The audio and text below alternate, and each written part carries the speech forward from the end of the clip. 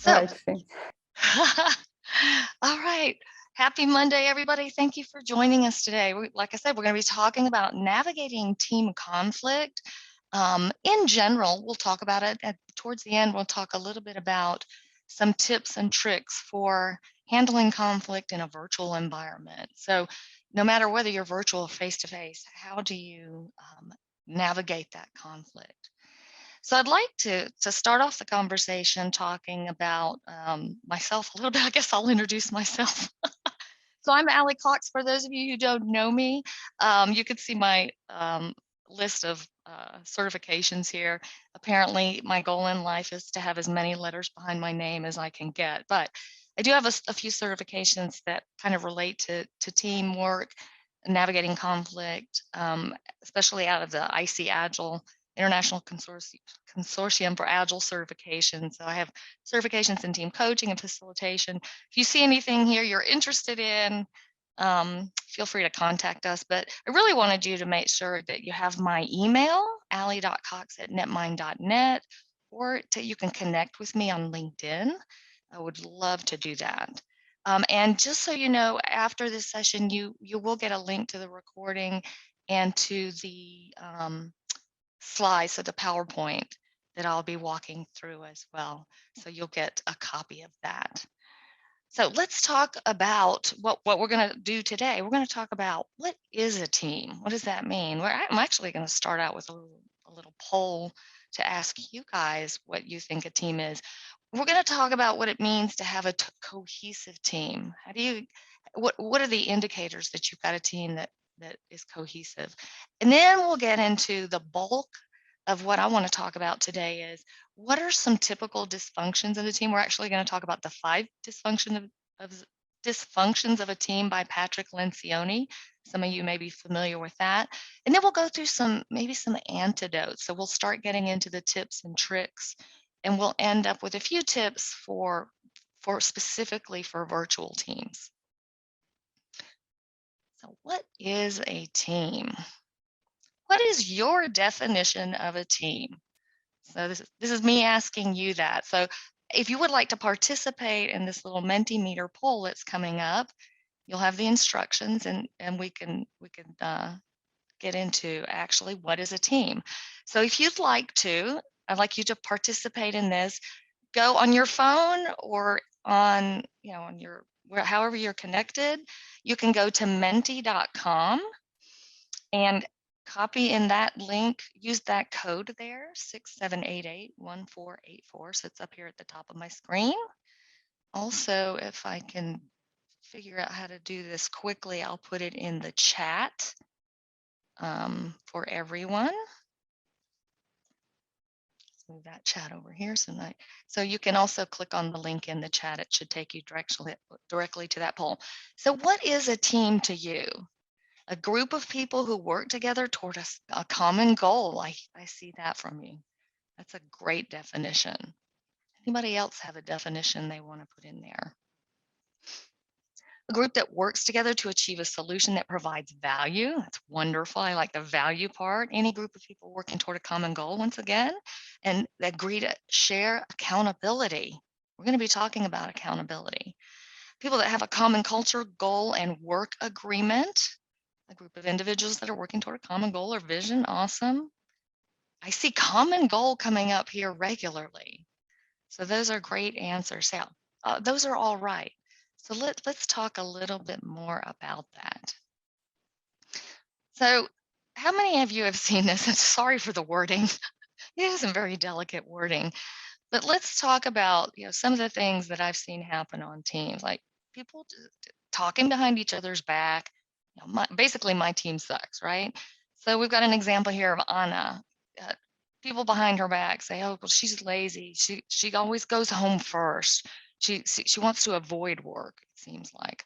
Or we've got Luis, who never shares information with each other. He hides stuff. He's not very open.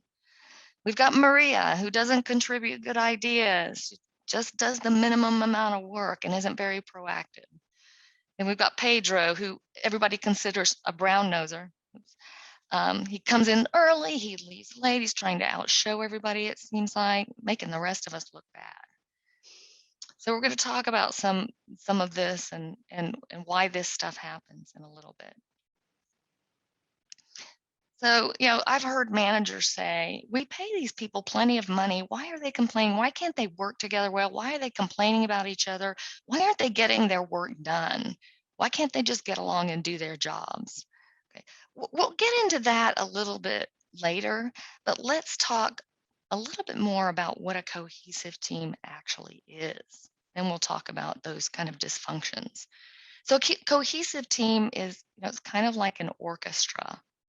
Um, all these people playing together, they make beautiful music together. Well, what if one person decides to just do what they want or not show up for the team? The music is going to come out terrible if one person goes off the rails and starts playing different music. It's not going to sound very good. It's not going to get that team to the desired outcome of that beautiful music. So some of you all that work in agile environments and agile ways of working, you probably know Scrum. So I've got a little picture of a Scrum here. Well, why is it called Scrum? Because the team as a unit is trying to gain possession of that ball as a team and move it forward toward the goal. The last picture I have here is actually the team that I swam on years ago, University of Georgia. Go Dogs, for those of you who are in the States and understand college athletics. This isn't a picture of my team. This is a more recent picture of the actual swim team. But notice that everybody is on the deck cheering for the relay swimmers. You can't see them, but they're in the pool.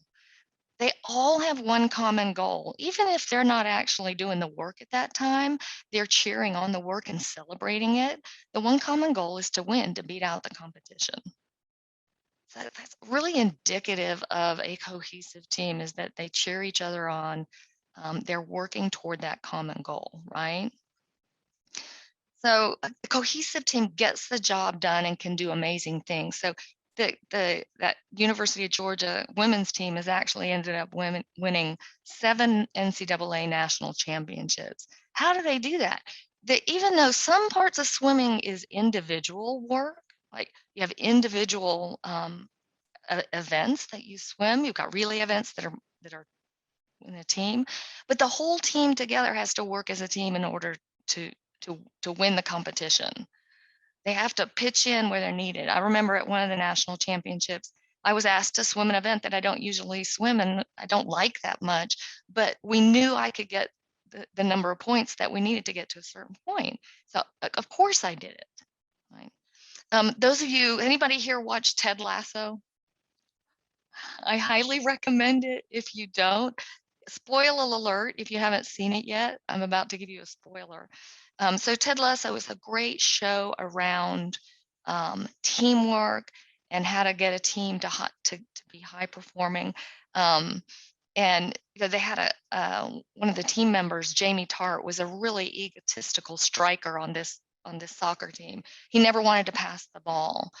And so the coach, Ted Lasso, had to coach him through that and do some things to really get him to understand that you can't be a hero. On a good team, you have to pitch in, you have to do what's needed and not maybe necessarily always what you want to do at the time. It's not about making an individual person shine. It's about making the team really geared toward achieving those common goals and objectives.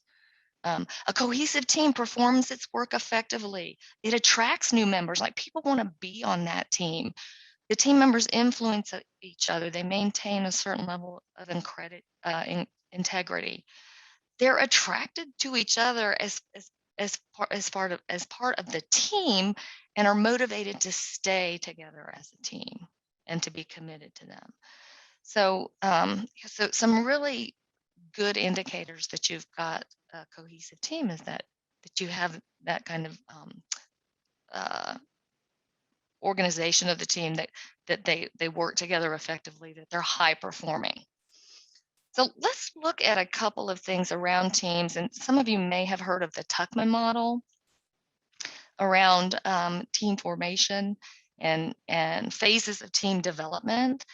So we have to understand, when we first get a team together, we've got a few phases that they go through, and this has been studied and proven.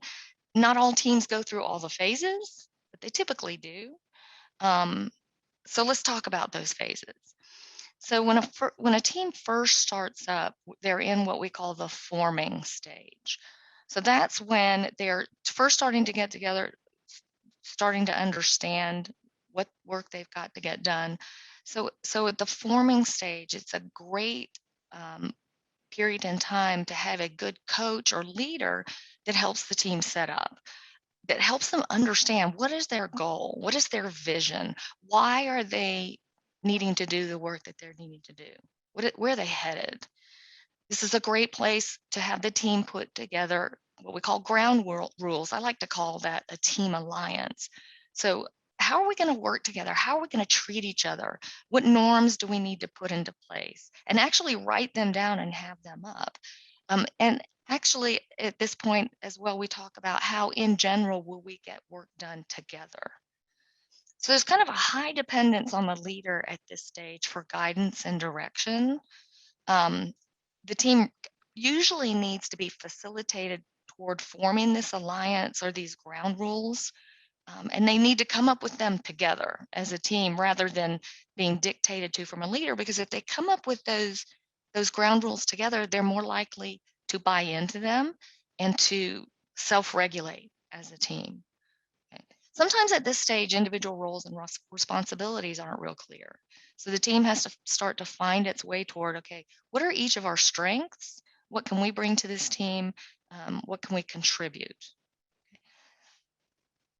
So the next stage that we talk about under the Tuckman model is what we call the storming phase. This is typically the most dangerous because this is where people start to show their true selves within the team and where conflict can arise. So a leader or manager at this point needs to do some heavy coaching through this stage. And it can feel often like the team is failing because people are trying to find their way to where they fit into this team. Okay. Participants are often now contributing, although the issues come out and hidden agendas start to surface. So we need to really carefully manage behaviors, disagreements. We got to be careful of groupthink where everybody thinks alike. So we're gonna see some tips and tricks around this later of how to get the team to like gel together a little bit better.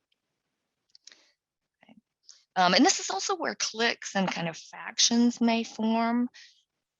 People are struggling to take over the team, or they want to show themselves as like the lead of the team or the head of the team.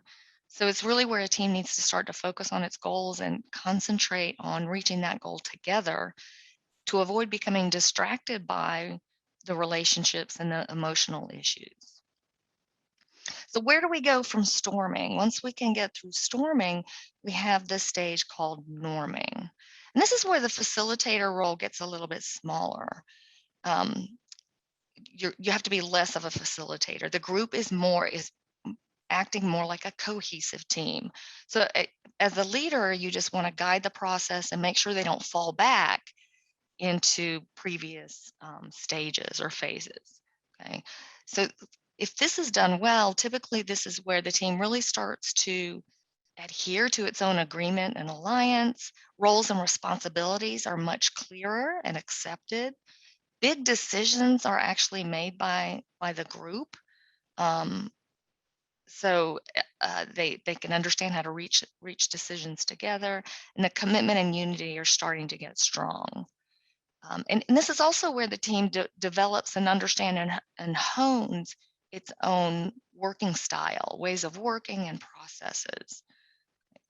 So it's getting to be a really great place to be to get us to this last stage, which is the desired state. If the team has really gelled at this point, if they are high performing, they're working as a team, you need much less coaching and facilitation. They understand where they fit within the strategy of the organization and how they contribute to the goals. They're working toward that shared vision very well. Okay. And even sometimes they may focus on even going past the goals that they've set. and kind of getting to that overachievement level. They have a high degree of autonomy. They make decisions really well together. There can be disagreements within a team at this level, but typically they're resolved positively within the team instead of destructively. And the team members are looking after each other. This is such a beautiful place to be. I've been on a few teams. I'm on a team now where we're like that, and it's just such a comfort level. We can disagree without going into destructive criticism of each other. It's just a beautiful place to be. So how do we get there? How do we get there? Let's talk more about team cohesion. Right. And so we know, I've seen it in my real experience, and you could read about it in all kinds of studies, that a cohesive team is more leads to higher performance, better productivity. They get things done faster with better quality. And the more united a group is, the more that the team is focused on those goals, like we talked about earlier. So, what are some of the factors that can help you get to that cohesion? So, let's talk about that. Well, the first thing down here on the bottom left I'd like to talk about is that common purpose and the objectives. So at the startup of a team, or maybe when you need to restart a team, is this a great place to look and say, what are we really trying to get done? What is our shared understanding of our goal and vision? I even like to have teams when they're first starting up come up with their own vision statement as a team. Maybe even come up with a team name, a fun team logo, something that starts to help us bond together. So, how can we have fun together? Start talking about that. How do we spread the work out so that we've all got interesting, challenging work to do? So maybe you look at the team at that point and say, okay, we know we've got some work that we really love and is challenging, it stretches us. Maybe we've got some other work that has to get done that is more mundane or boring or repetitive. How do we spread the work out amongst our team members so that everybody's getting a chance to do the exciting, challenging stuff? Really important to do that. Around collaboration, this is a tough one because what I see so many times on a team is that the team says they're a team, but then when work comes in, everybody goes off and does their own thing. They pull work individually. They work individually on those items that they've pulled. Um, they are they're not looking for opportunities to collaborate. So what happens when people work together on the work that they have to do, on the work items that they have to get done? It really promotes several different things. The work is typically better quality because you've got peers working together and kind of checking each other's work. It's a natural honing of the work when you're working together. They learn from each other, which is so crucial on a team, especially if you have a team that does have kind of that siloed work. The more you can collaborate on work together, the more people become more what we call multifunctional. Some people call it cross-functional, so that you can kind of step outside of your comfort zone and learn to do other things that maybe you don't typically do. It leads to more innovation that way. The more you have people collaborating on work, the more diverse opinions that you have going into the work, typically the more innovative it is. So look for ways to collaborate on what you do. The environment is huge here. So what am I talking about here? It really goes back to that alliance or the ground rules that I talked about. How can we create an environment for good teamwork? Things like recognizing and celebrating achievements together, or maybe even failures. Sometimes when a team fails on something, that's a huge learning opportunity. So maybe let's celebrate those failures, where, especially if they've been experiments on something. Hey, we failed, but we learned something. It's a great thing. Another thing that you want to have in the environment is the recognition of the strengths of each person, and allowing them to contribute in the best way possible to the team. Cohesive teams do take time out to celebrate those small victories, the successes, um, and they communicate well together. So making sure that they have an open arena for communication, and that they can have open, honest discussion. We're going to talk about that a little bit later as well. Okay. We also need to establish a culture of transparency where that communication is open, honest. People aren't afraid to give feedback. We'll talk about that, how to do that a little bit later as well. So that environment for collaboration is huge. And then the team composition is an important thing to think about as well. Teams should be diverse in ways of thinking, diverse in personalities, diverse in knowledge. The better diversity you have, the better ideas come out of that. So if everybody's the same, if everybody has the same mindset, the same way of working, you really get into that group think kind of situation where people don't go outside. They're not comfortable going outside the box. So it's almost worse if everybody agrees on everything all the time. You've got to have that little, it's kind of like the pearl. You got to have that little piece of sand in there to produce those good results, that pearl that comes out. Okay. And it's really hard to get a team to be cohesive if it's too big. So you want to keep the team size small. The more people you have on the team, the more lines of communication there have to be. So the smaller the team is, the easier it is to have that good open conversation and communication. So let's do another little couple of polls here. I have some questions to ask. So you can go back to that Mentimeter poll here. It should still be up if you took it before. If you didn't do it before, you can go to Menti and use that code. So what do you think? True or false? A high-performing team gives effective and timely feedback. These polls should be pretty easy. I don't expect people to get it wrong. Right, you guys are trending toward the right answer, right? We're going to be talking about feedback and what that means, but you've got to give feedback, effective feedback, so constructive feedback, and it's got to be close to when the work is being done so that you have time to adjust as a team. All right, let's go to the next one. Is this true or false? A high-performing team has fuzzy roles and responsibilities.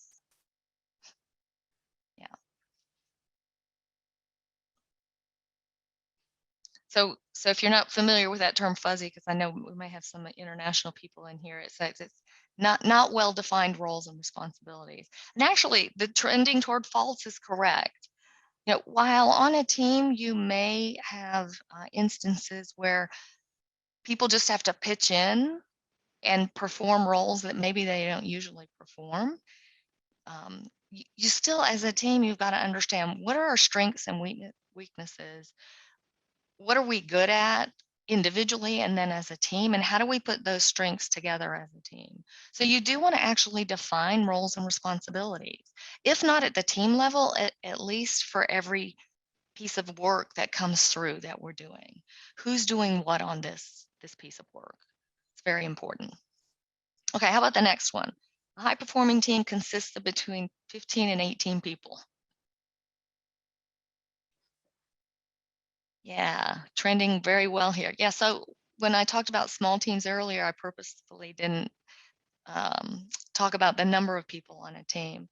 But typically the team you want, I think it's Mike Cohn, maybe, who talks about the 2-pizza team. If you can feed a team with 2 pizzas, which is usually less than 10 people, that's a pretty good sized team. And I think 10 is trending toward too many. Maybe 7. 7's that magic number. All right, how about the next one? A high-performing team has a culture of constant interruptions. Yeah, I'm seeing the false come up. Yep, that's trending correctly as well. So if we're managing or leading a team, one of the things that's really important to do is to help that team focus on the work that they're doing.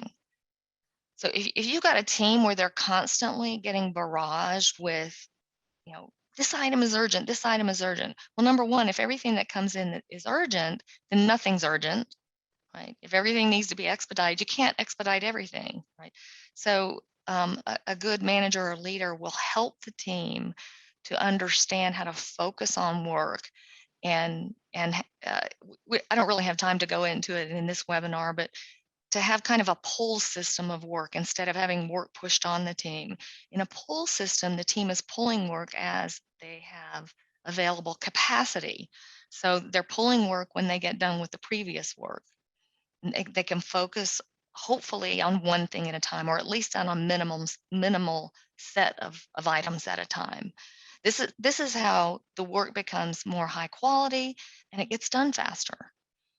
So those constant interruptions are an impediment to getting work done well. All right, I think this is the last one. A high-performing team is self-organized. Team members, not members are clear about what they have to get done and on how they're going to get it done. So they have clarity on that what, but they also have an understanding on how the work will get done. Yep, and that's trending right as well. That's absolutely true. Oh, I do have one more here. A high-performing team has the skills required to do the job. Yeah, that's kind of a no-brainer, right?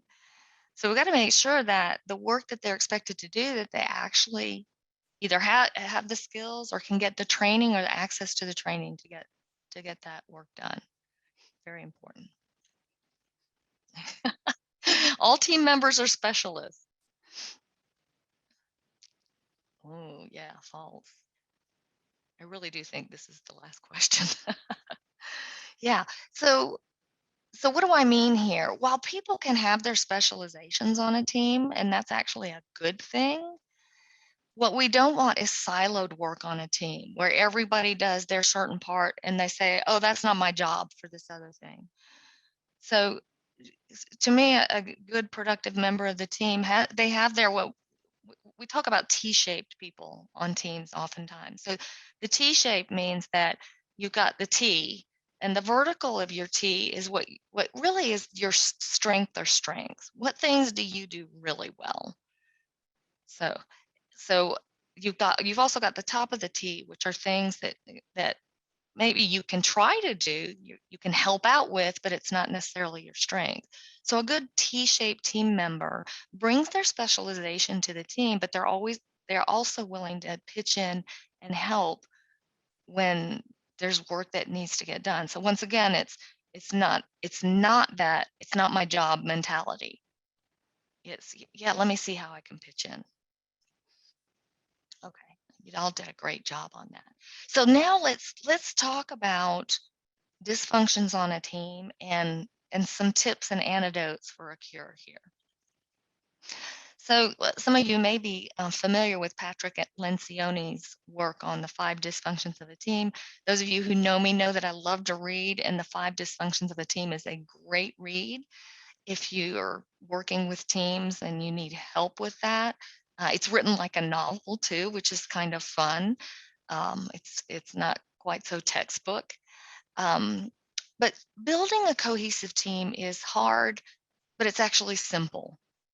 What I mean by that is that you don't have to be a brain surgeon to help a team be more cohesive. If you had to be really smart, I couldn't do it.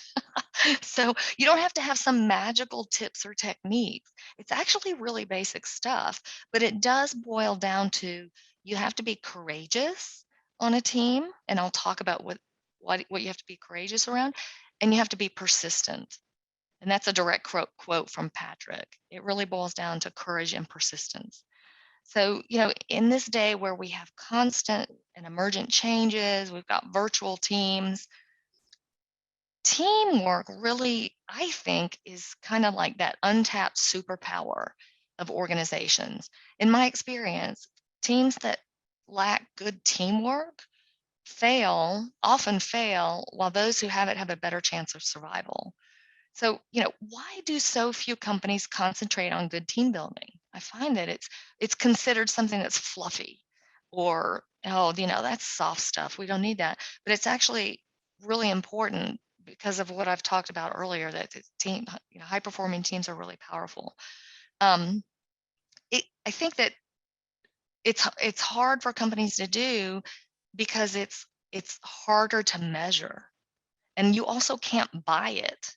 You can't pay a team to work together better. It just doesn't work. And we'll talk more about motivation later as well. So let's get into the 5 dysfunctions and talk about how to cure them and then talk about those simple things that you can do to promote better teamwork.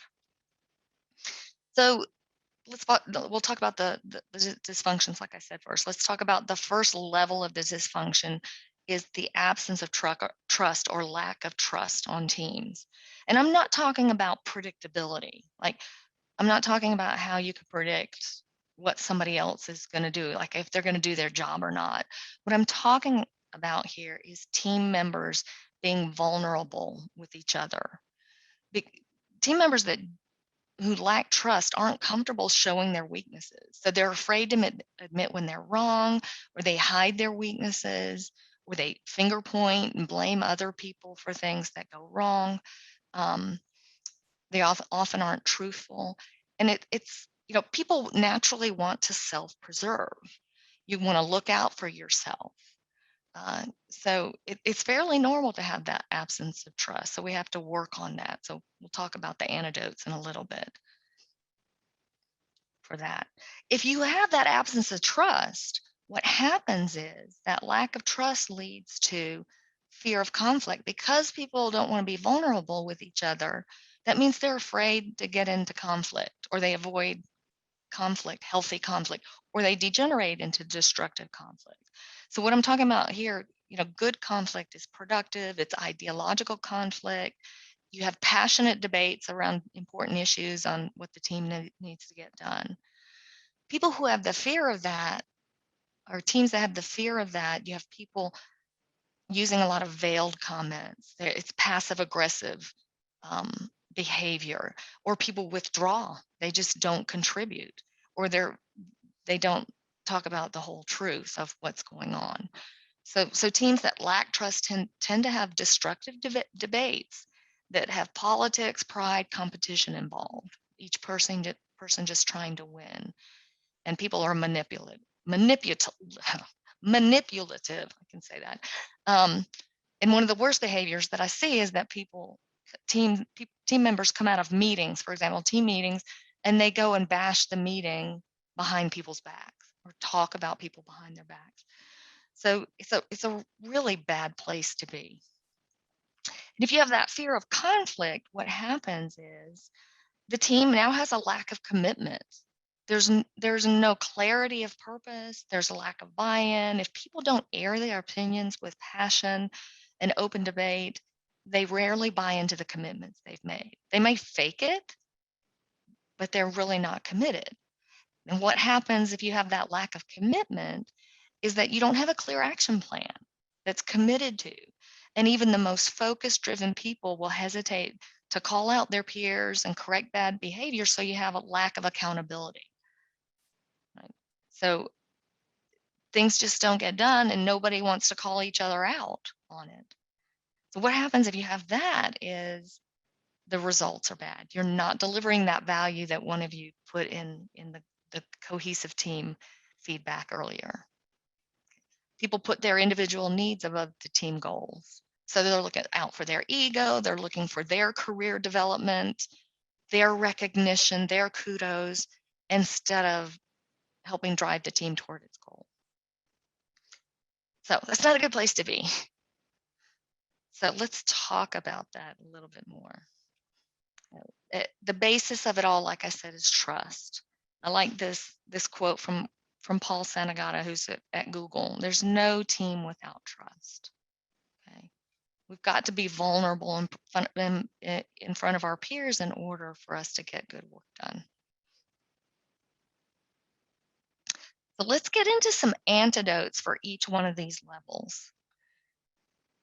The first one on trust. So what we can do here is create psychological safety in the team. So do what we call trust exercises. Get to know each other is the best way to do that. Understand each other's needs and motivations. We'll talk more about that in a minute. Maybe do some behavioral profiling, something like the Myers-Briggs or DISC assessment or insights. I like Herman Holbrain. There are a number of different assessments that you can do as a team and expose the results of those to the team so that people understand each other better. They understand each other's personality types and why people react in the way that they do to different situations.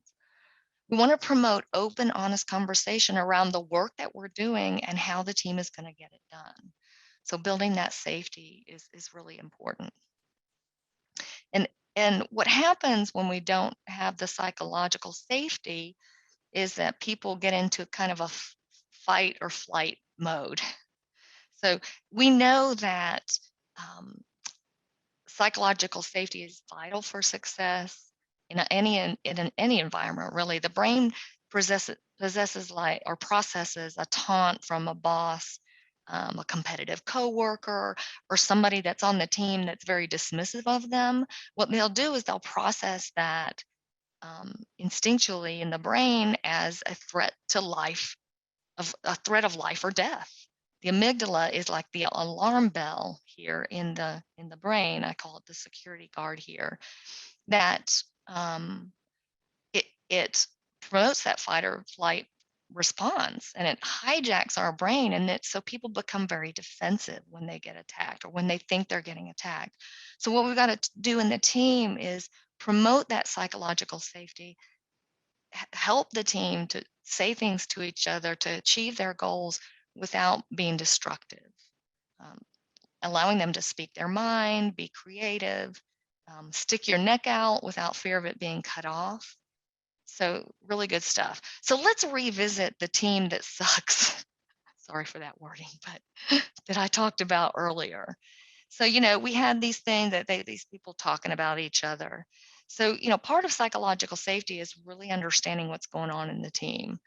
So, when we look at these people on the team with lenses of understanding them and their personality, it can really help us have empathy for each other, which is so huge in trust. So, for example, we've got Anna on the team, that we were saying, oh, she's lazy. Well, maybe we don't understand that Anna's mother is sick and in the hospital, and Anna has to come home early every day and help her mother in the hospital. She's got kids. She works after they go to bed, so she's really working hard, but nobody's seeing it, right? So if we're not understanding that on the team and don't have that empathy and that insight into our team members, we may have misunderstandings. Luis, he's older. He's afraid. 59. I'm 59. That's funny. He's afraid of losing his job if he shares knowledge with the consultants that come in. So those are real fears that he could have. How about Maria? Maria's tired of being ignored and she's left out of meetings. They only include her when there's a fire. So she's got maybe a misconception of what people are thinking about her. And Pedro is this intern who is trying to get hired permanently. He's afraid of not meeting expectations, so he's like this overachiever. So the better we can understand people's motivations and why they act the way that we do, the better we can empathize with them. The more empathy you have with people, typically the more trust that comes out. Okay, so it's really important to get a team to talk together, not just about work, but about the stuff that's going on in their lives and where they've come from and their background. It really helps with that trust and empathy. All right, so how do we get through the fear of conflict? This is probably the most uncomfortable part of the dysfunction, at least in my mind. The focus should be on the issues. When we're talking about conflict, we should be focusing on issues, not on personalities. So we're not finger pointing. We're not telling people what a bad job they did if something goes wrong. What we want to do is look at the work and say, what have we learned from this when things go wrong? We want to look for the moments to say yes and instead of yes but, to avoid putting people down. If you avoid conflict, that can give you kind of artificial harmony within team. It can seem like things are going well, but they're really not. Because nobody's speaking up. The other end of the spectrum, I guess, is the destructive end, where you see people saying like mean-spirited attacks against each other or passive-aggressive comments. Right. So we're going to talk about conflict profiles in just a bit. It can help us understand each other's way of dealing with conflict. What I think here is that team alliance that I talked about earlier. So when you start up a team, when a team is starting to form, they come up with their ground rules that they can go back to when they've got some kind of disrespectful conflict going on. And as a facilitator or a leader, what you can do in this area to promote constructive conflict is to try to help the team look at all sides of an issue. Maybe play devil's advocate, or I don't have time to get into it in here today, but there's a great technique called the six thinking hats that you can look up by Edward de Bono. That is a great technique for getting people to kind of think outside of their comfort zone and start to think about all sides of an issue or problem. We got to understand each other's strengths and their weaknesses so that we can understand how do we work better together as a team to come out with a win-win for everybody and have a mutually desirable outcome, deliver value. So if we can establish trust, if we can have constructive conflict, then we can get into getting people to commit to their goals and their vision. So that common vision is so crucial. If a team doesn't have a common vision, they may go off in all different directions. So once again, that alliance is a great way to have the team come together and say, what is our goal? How are we going to work together to achieve that goal? What are the things we need to put in place? So some of the agile teams that I work with on that alliance, we come up with what is our definition of ready for the work that we've got to do? How do we know we can start working on it? What is the definition of done? So how do we know we're done with work, really done, like done, to make sure that we agree that we've got to get to that state? How do we pull work into the team so that we're not multitasking, that we're focusing on work getting done? Those kind of agreements are really important to have on the alliance and can help us reach our common objectives.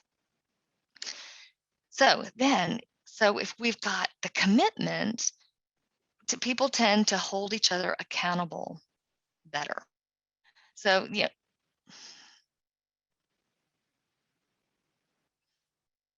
Oh, my internet just flipped. Sorry, I'm going to go back to sharing my screen. Give me just a second. Uh, Sorry for that, guys. I'm coming. Everything stopped. Here we go. All right. Internet's back, I think. Teresa, are you still here? Can you see my screen again? ¿Estás ahí, Teresa? Yeah, we can see your screen. Thanks, Susie. Yep. Can always count on you. Thank you. Okay, so avoidance of accountability, I think, is where I was. So when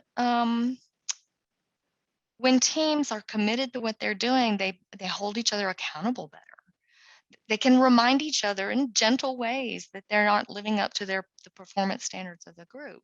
So if you have that alliance in place, and as part of the alliance, you talk about how do we hold each other accountable, it's much easier to go back when something does happen to say, hey, remember on our team agreement, we said we were going to do this and this. Like we said, if we weren't able to get work done, that we were going to bring it up and talk about it together.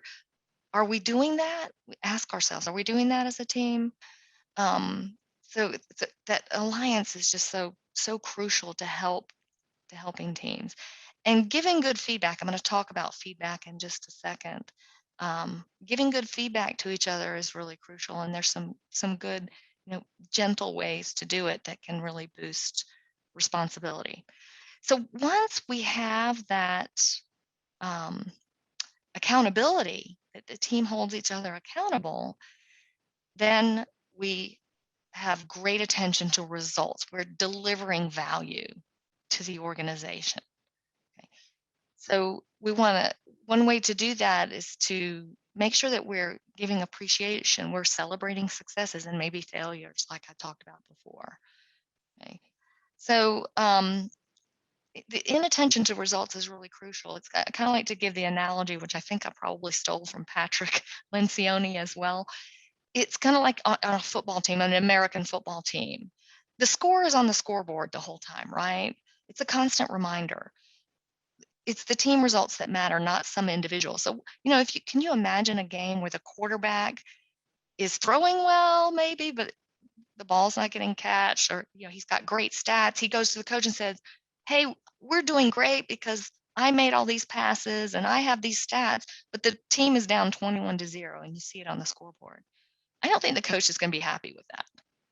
So it doesn't matter what great things some individual did if it's not contributing to the success of the team. Who cares if that individual is killing it if the team is failing? So, what is that thing that we're gearing toward as a team? Do we want customer satisfaction ratings to go up? Are we trying to increase market share, profit?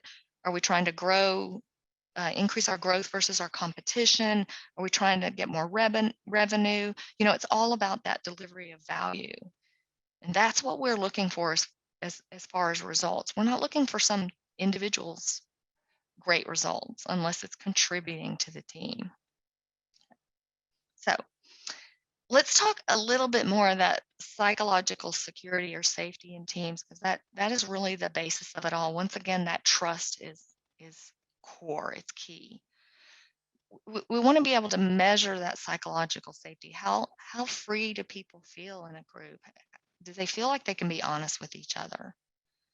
We want to approach conflict constructively and talk human to human. This to me, especially in a virtual world, is so key. Especially when we have things that are in conflict on a team. I would encourage you all not to try to address that conflict via email or a text message or a chat or even phone. If you can get people to talk face to face. So, use cameras, especially in those critical situations. You don't have to use them for all situations, but if you're not seeing that body language when you're working as a group, you're probably missing out on a lot of the message. I know you're missing out on a lot of the message. We want to be able to anticipate people's reactions and have a plan for dealing with defensiveness on a team. What good questions can you ask to people to figure out, are they on the right path? Ask them if they're adhering to what they agreed to and their ground rules of their alliance. Instead of pointing fingers at people, replace that kind of guilt posture with curiosity. Ask questions about why somebody did something that they did, or what's going on with them right now. It goes back to the situations that we had with Anna and Luis and those other characters I had earlier. We don't always know the whole story about what's going on with people behind the scenes. So ask some good questions. Dig into what's going on with people. We'll talk about feedback in just a minute. Feedback's so key, and I talked about that empathy factor. So one of the things that you can do to help promote team building, team awareness, is to understand what motivates people. I put a couple of different motivation models out here. There's what we call the RAMP model, which talks about people being motivated by being related to each other, so being part of a team, that need to create relationships, the need to feel autonomous. So autonomy is really important, to make our own decisions. So the team being able to be empowered to make decisions. We've got to figure out ways to do that. The mastery part of motivation, people having the need to master something, to have a purpose in what they're doing, to be good at it, is really important. And there are a couple of other motivation models. There's the RICE motivation model that has a lot of different factors they talk about, including eating. That's my favorite factor, I think, that's on there. And then Management 3.0, if you're familiar with that, has a great game actually that's called Moving Motivators that can help you discover on your team, what are the different motivators for people. Do they want more mastery, or do they want freedom to be able to work in the way that they want to? Or do they have a high sense of curiosity and they love to learn? What really motivates people? The better you can understand what motivates the individual people on your team, the better you can understand how to form that team and organize the work for that team in order for them to be high performing and achieve great stuff. Okay. Another thing that we have to understand is how people deal with conflict. So I've talked about conflict a couple of times, and you can actually do the Thomas Gilman assessment. That they have an instrument called the Thomas Gilman conflict instrument, where you can answer some questions to figure out where do you lie within the different conflict modes that people have.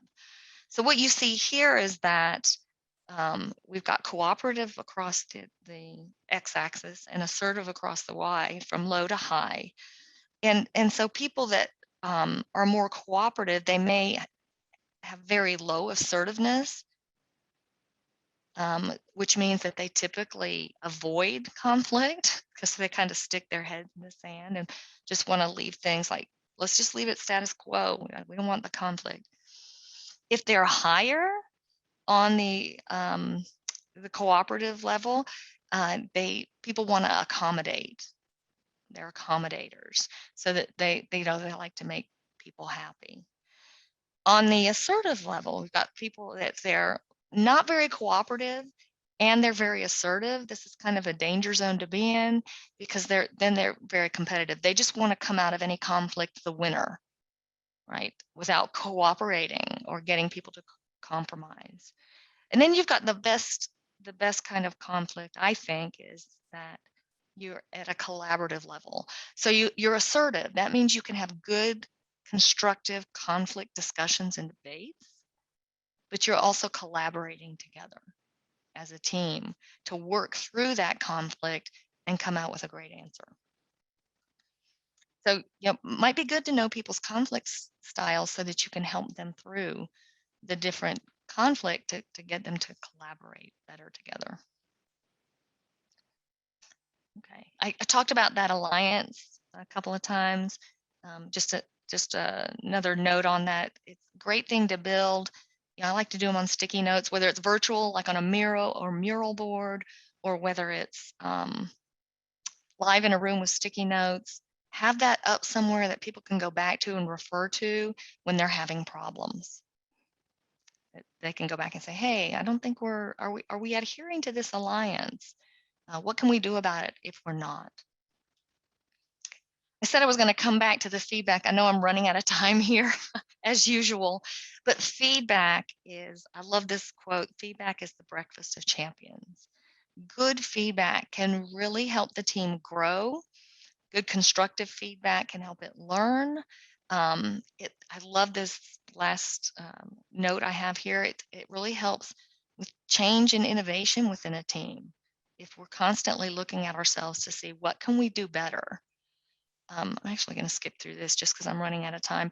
But one of the things that I'll talk about in just a minute is actually I'll do it now, is having the team have regular retrospectives or lessons learned, whatever you want to call it, where we look at ourselves and say, hey, what are we doing really well? We need to keep doing those things. What are we not doing well? And what do we need to fix? Okay. What do we need to do better? And how do we fix it? What's an action plan for fixing that? And so if a team can do that together constructively, it's a really powerful thing to help a team continuously evolve and improve. And I always like to encourage teams to celebrate their successes, give each other kudos, even on failures, like, oh, you failed, but you learned something. It's a great technique. And I'm going to pass through that one as well, but that talks about celebrating failures, and how you learn is really experimenting. So let's get to our tips so that I have a couple of minutes for questions. Face-to-face, like I talked about, I think it's just the key for people understanding each other. If you're not face-to-face, even if it's virtual, you're missing something like 62% of the message is body language when you're talking together. So if you're not seeing each other, you're probably missing something. These are just some pictures of some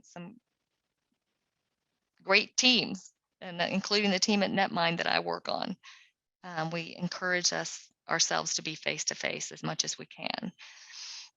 Have ways for teams to communicate asynchronously as well, though. So there are some things that we need to do that we can stay in touch on. So things like having a Slack channel, maybe Teams channel, Miro and mural boards for collaboration are great things right now in our virtual world to help us be able to work together on items and to see status on items, to build an alliance there, maybe have the team vision there. It's a great tool for that. Visualize the work that you're doing together. Most of the teams that I work with, a Kanban board where we can, it's like a glorified to-do list where we can actually see work getting from ready to done is a great way to promote good conversation around that work to see how can we improve the work that we're doing? What are we missing? Do we have anything falling through the cracks? So visualizing that work is key. And once again, there are great tools out there that you can use. Jira, for example, is one of the tools I've used, the Jira board, a Kanban board, Asana, some other tools that you can use to do that. If you need help on that or recommendations, you can email me. Another thing that you can do as a team, and I like this for a virtual team, is everybody come up with their own washing instructions. So you know how like our clothes have those washing instructions on the inside to tell you how to take care of them? Well, maybe people need those too. So you can say, okay, these are my washing instructions. So people who know me know that my brain goes dead in the afternoon after about 4 o'clock. I have a hard time.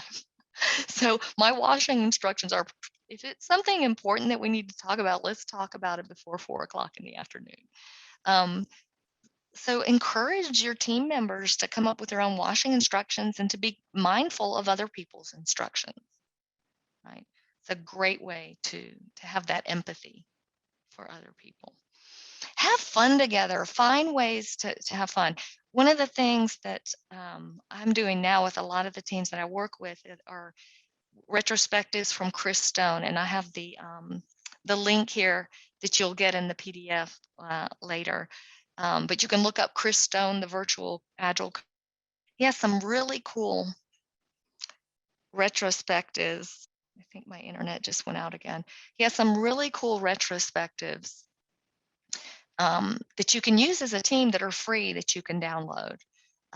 So find some ways to maybe gamify. There's also a great link here to Mark Skiddy's gamification framework for teams that you can go to on netmind.net. A great article that he wrote up about how to inject some fun and some gamification into making teams higher performing and more productive. So what have we learned? And I'm not sharing my screen anymore just because my internet went out again, but people are your most valuable resource, right? So we've got to take care of the people on the team. A cohesive team takes work to build. It's simple yet hard to do that. So there's simple things you can do. There are typical dysfunctions on a team, but antidotes do exist. Virtual teams take a little more work to do, so don't underestimate that work. And find fun ways to engage people and make work fun is a great thing. Okay, I know I talked way too much, and we have about just a couple of minutes for questions. Does anybody have questions? I see here that Aaron said the best show for anyone on a team. Yes, Ted Lasso, I assume you were talking about there. Yeah, Bill, yeah, it's a great show. Anybody else have any questions? Feel free to turn your mic on if you want, or even your camera. Hey, Alison, this is Bev. Hey, Bev. Hey. I have a question. So at the beginning, you spoke about, a good team, people can flex their roles a little and Yes. do what you need to just to get stuff done because success is at a team level. Yeah. Then also you talked about roles and responsibilities. Yes. And kind of carving that up. I feel they're a little bit at odds with each other, but some they are in there. Yeah. They are. So yeah, talk that through a little? Sounds like you know where I'm heading.